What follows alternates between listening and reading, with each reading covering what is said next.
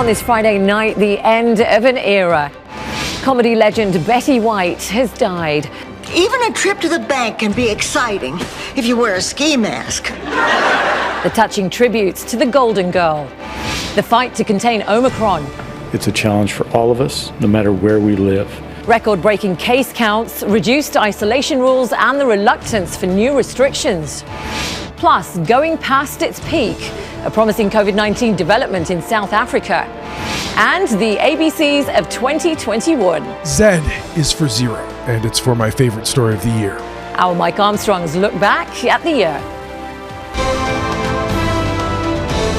Global National with Donna Friesen.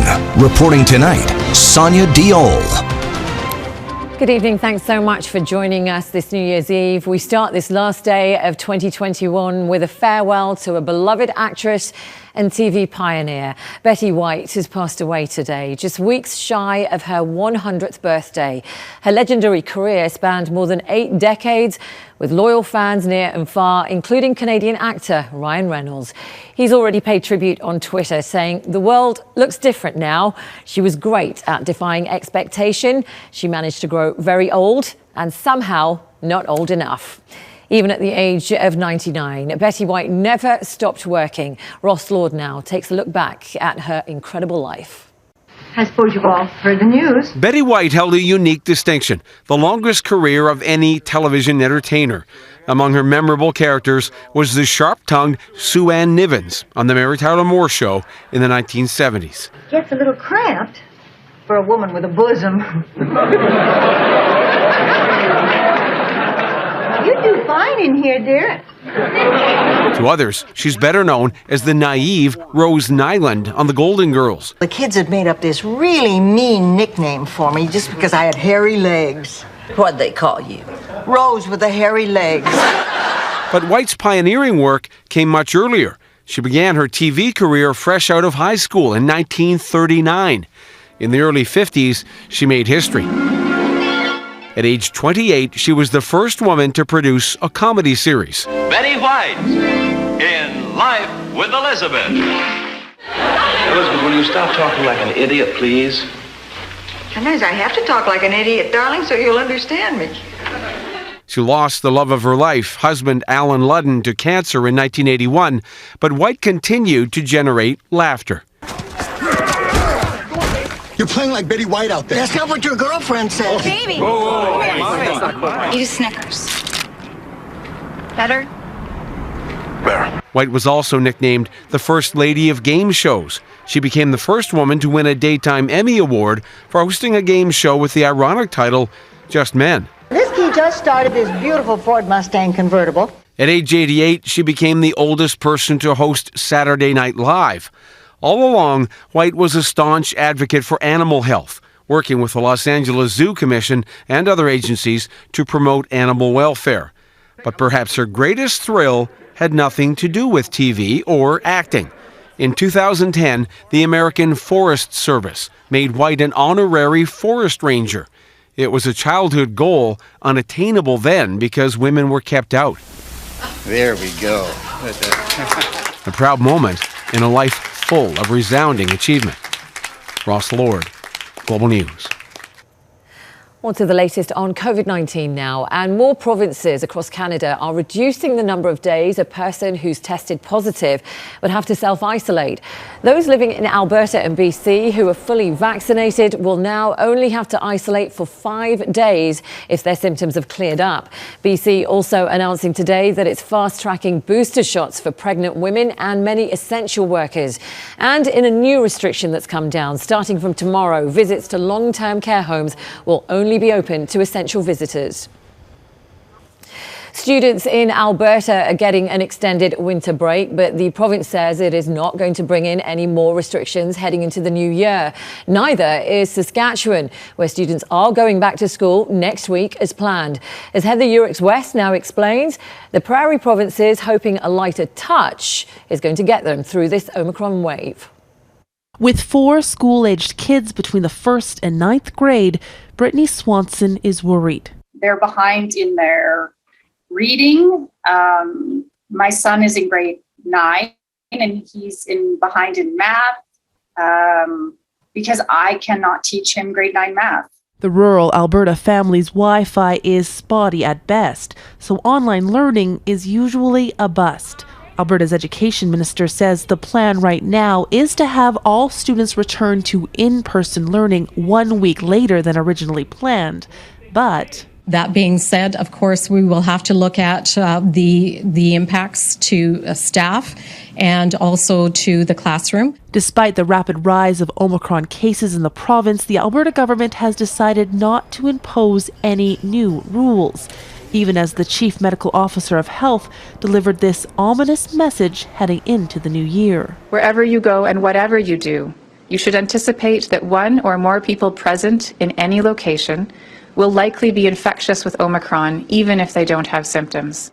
But Alberta is not alone in its reluctance to introduce more restrictions. We are not imposing any new public health orders or restrictions or measures at this time. We're continuing to watch our hospitalizations and our intensive care numbers very closely, and we may take further action in the days and weeks ahead. With no gathering rules to date, the Saskatchewan government has also decided students will return to school next week as originally planned, a move this public health expert fears could be a mistake. People will get infected with Omicron and they would have no choice but to take themselves out of work. Both provinces are prioritizing boosters and increasing distribution of rapid antigen tests. But in the face of this rapidly rising Omicron wave, we just won't know for a while how effective that strategy will be. Heather Yourex-West, Global News, Calgary. New research from the U.S. Centers for Disease Control says the Pfizer vaccine causes mostly mild side effects in children aged 5 to 11. The data shows that some children reported pain at the injection site and then fatigue and headaches after the second dose. The CDC says it's also received reports of 11 cases of myocarditis or heart inflammation in the age group. The findings are based on about 8 million doses that have already been given. And the CDC is warning people not to go on cruises regardless of their vaccination status. The CDC says more than 90 cruise ships are currently being investigated because of COVID-19 cases. It is recommending passengers get tested and isolate for 5 days after docking. The Cruise Lines International Association says the majority of infections are asymptomatic or mild in nature. American Cruise Lines have not announced any plans to cancel trips, though some vessels have been denied entry at some foreign ports. A surge in COVID cases have forced the delay or cancellation of thousands of flights around the world today. More than 2,800 flights have been cancelled globally. That includes over 1,400 flights to and from the US, and more than 6,700 flights have been delayed. Airlines are saying it's because of pilots and crew who are now in quarantine, and that is resulting in severe shortages in staff. Devastating winter wildfires in Colorado coming up. Tens of thousands of people forced to flee their homes during the holidays. Plus, the tense talks and the growing divide now between Russia and the US. In Colorado, winter wildfires have sparked a tragic end to the year. Tens of thousands of people have been forced to flee towering flames that have been fanned by hurricane-force winds. More than 500 homes have been left destroyed. And as Jennifer Johnson now reports, many say there were only minutes to escape. God help us. Tens of thousands of panicked residents were told to get out of towns northwest of Denver. Neighborhood after neighborhood obliterated by wind-driven wildfires, a rare occurrence in Colorado this time of year. The scenes were almost apocalyptic. Hundreds of houses burned to the ground. This video captured the eerie sounds of the winds that hit nearly 170 kilometers per hour, driving the flames the length of football fields in a matter of seconds. It's a pretty profound loss to lose a house, but my wife and I are safe and uninjured. At the moment, I'm glad she didn't take the drive over with me this morning, because it's breaking my heart. I'm sure it would break hers too. The wildfires destroyed more homes than any other fire in Colorado's history. The smoke was so heavy, shoppers evacuating a local Costco couldn't see where to go. There's ashes in the sky and fire in the ground. So pretty scary. In nearby Louisville, Colorado, a hospital was forced to evacuate its patients as the fire bore down. Investigators say several of the fires were sparked by downed power lines. This was a disaster in fast motion, many families having minutes to get whatever they could, their pets, their kids, into the car and leave.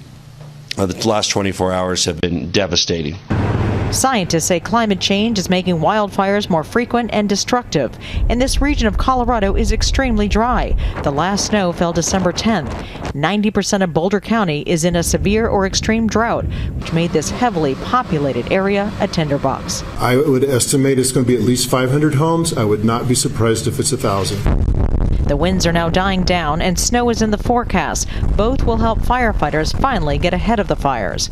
Homeowners will eventually return to what's left of their houses, with little to celebrate as they ring in the new year. Jennifer Johnson, Global News, Washington. US President Joe Biden and Russian President Vladimir Putin have exchanged new warnings over Ukraine. The leaders spoke by phone for nearly an hour yesterday. Biden says he's made it clear to Putin that there will be a heavy price to pay with new sanctions if Russia invades Ukraine again. Putin is warning any new sanctions from Washington could lead to a complete rupture of relations. Thursday's call is the second the two leaders have had this month and now sets the stage for more talks between the two countries in January. Ahead, South Africa and how it's honouring anti-apartheid hero Archbishop Desmond Tutu.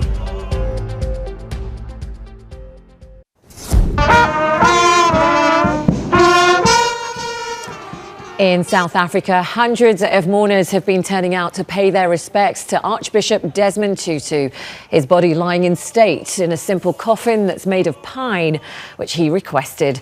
The Nobel Peace Prize winner is being remembered as a hero who stood against racial injustice and helped end apartheid in South Africa. Tutu died on Sunday at the age of 90. Well, for the first time since the start of the pandemic, South Africa has now lifted its overnight curfew. The government believes the country has passed the peak of its fourth wave that's been driven by Omicron, which is encouraging news for countries like Canada, still dealing with cases skyrocketing. Here's Redmond Shannon. The lifting of South Africa's midnight curfew could hardly come on a better day for bars and clubs. These doors are just going to be here for display. We're not going to shut these down no more. We are all in. I'm happy and I'm excited that the curfew's been lifted, but I'm also a little bit nervous because I hope that people won't abuse that. The government has ended the curfew for the first time since March 2020, desperate to help revive its struggling economy. It is the view of the experts that Omicron has reached its peak, and because below that peak, clinical manifestations have not led to a significant change in the hospital load. The more transmissible Omicron variant was first identified in South Africa in November. New preliminary research suggests Omicron is leading to less severe disease. Experts believe that is partly down to immunity provided by vaccines and previous infections. And in England, where 1 out of every 25 people had COVID last week, a new study released Friday says the risk of hospitalisation is greatly reduced, as low as 1/3 of that for the Delta variant. If Omicron is less severe, it could transform what the pandemic looks like. Another South African study this week suggests the variant could fully displace Delta. In my opinion, this outcome might show that it may disrupt our lives less than it did before. But the World Health Organization is warning, despite early research findings, global case numbers are at unprecedented levels. We don't want people to be complacent, saying this is not severe, this is mild, and we have to be very careful in that narrative. Almost 2 million new cases were recorded worldwide on Thursday. Redmond Shannon, Global News, London. Well, from A to Z, coming up next, we recap 2021, one letter at a time. Well, as we wrap up the last few hours of 2021, we're going to take a moment to look back at this past year. Once again, the pandemic has dominated our lives, but so many other events have happened. Some inspired us, some shocked us, and several made us cry. It is time for an annual Global National tradition now, as our Mike Armstrong looks back at the year that was from A to Z. Clean release. Ignition? Let us begin with space. Good rocket motor burn? Barely. A is for arc, the shape, like up and down, which is basically all billionaires Bezos and Branson did with their space launches this year. I wanted to be impressed, but we've kind of been doing that for 60 years. I saw darkness. I thought I was going to see the world, but we weren't quite high enough. Sticking with that theme, B is for billionaires. Worldwide, the pandemic has pushed about 100 million people into poverty, while the world's richest, a relative handful of people, are worth trillions more. Which brings us to Mark Zuckerberg. I'm here today because I believe Facebook's products harm children. C is for compulsion. We started the year knowing social media could be addictive for some. In 2021, it was confirmed Facebook knows it's intentional. I don't think it'll be reached for a very long time, if ever. But D is for decorated. Penny Alexiak won 3 more medals at the Tokyo Games and is now the most decorated Canadian Olympian of all time. 7 and counting. Stuck in the Suez and going nowhere. E is for Ever Given, the ship that got stuck sideways in the Suez Canal. A story that reminded me of my family's houseboat vacation a few years back. Very relatable. You know, sometimes. F is for feud. 2 of golf's biggest players really don't like each other. I don't think we've ever gotten along. They tried to iron things out with a match in November. It didn't work. Enough said. Wait, did we just become best friends? No. I don't know about that. G is for GameStop. 2021 had meme stocks, crypto, and NFTs. Even if this goes to zero and I lose everything, I like being a part of it. H is for Haiti. An assassination, a gang crisis, a hostage-taking crisis. It just doesn't seem to end. We will never give up. We will never concede. I is for insurrection, a word some have used to describe what was a surreal day in the U.S. Hold them this way. Are you going to record this? J is for juvenile. We did have our own embarrassing election moment when a protester threw rocks at the Prime Minister.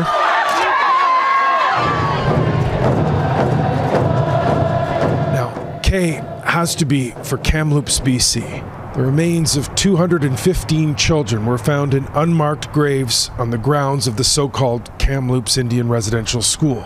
But schools aren't supposed to have cemeteries. These were something else. The war was against our children. It's a crime scene. We've got to leave town. L is for Lytton. Go! The BC village almost erased from the map this summer by fire, literally in minutes. everything I had was in there. M is for Nazar Mohammed. Nothing in Afghanistan this year went the way it should have. But one story that stuck with me was early on as the Taliban swept back into power. The political killing of a comedian. One with an incredible laugh. N is for the North, which is where Canada's new Governor General comes from. If you missed Mary Simon's swearing in, try to find it. It's worth the time.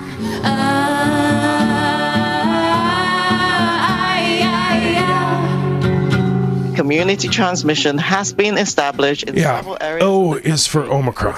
COVID-19 had to be on this list somewhere. Right now, this spot feels appropriate. Like everything else, we'll get through it. We got through wave 1, 2, and 3. We'll get through wave 4.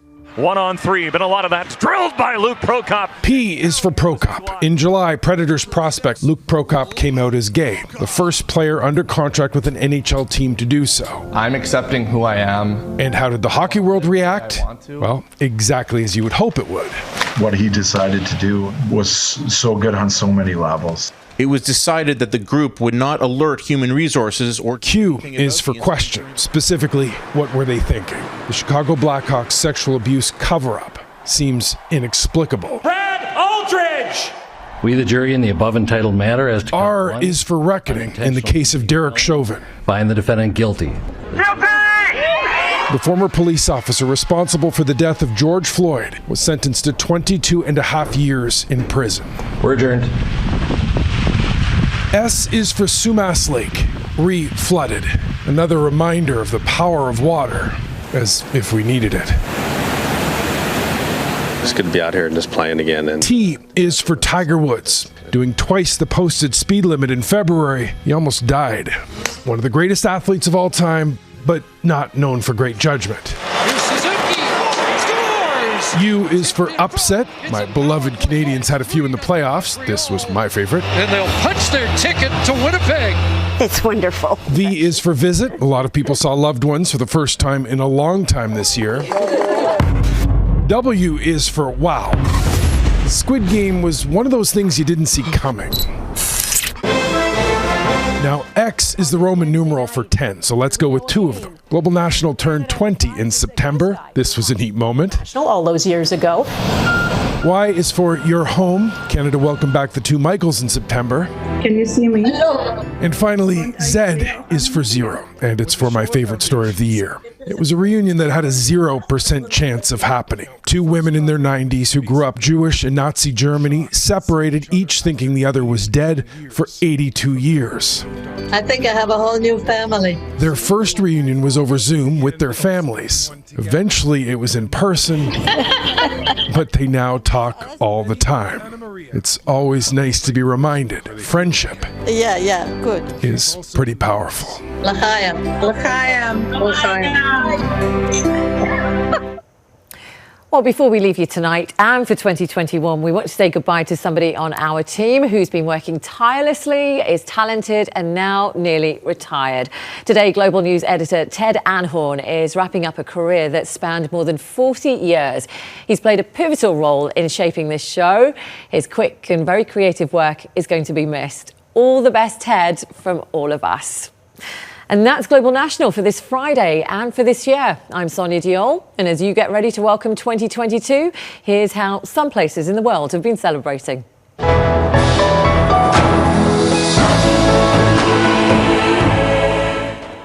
And we leave you with the fireworks in Dubai at the world's tallest building, the Burj Khalifa. Thank you so much for watching. On behalf of Dawna and the entire Global National team, wishing you a very, very happy new year.